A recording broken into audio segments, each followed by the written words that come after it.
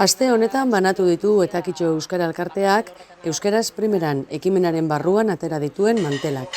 Igaz, udalaren babesarekin, ostalaritzari zuzendutako posterrak argitaratu zituen eta orain, poster horiek oinarri hartuta egin ditu paperezko mantel individualak.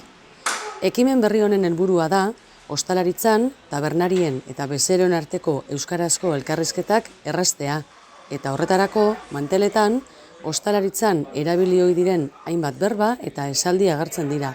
Zenbakiak, edariak, jatekoak, zenbat balio du honek, otorduak, hau da, gosariak, baskariak edota afariak ematen dituzten tabernetan eta jatetxeetan banatu dira aste honetan manteltxoak. Afarisak eta ospakizunak datozela, hau mai gainean neuki eta hemen gaina apur bat dantzatzeko.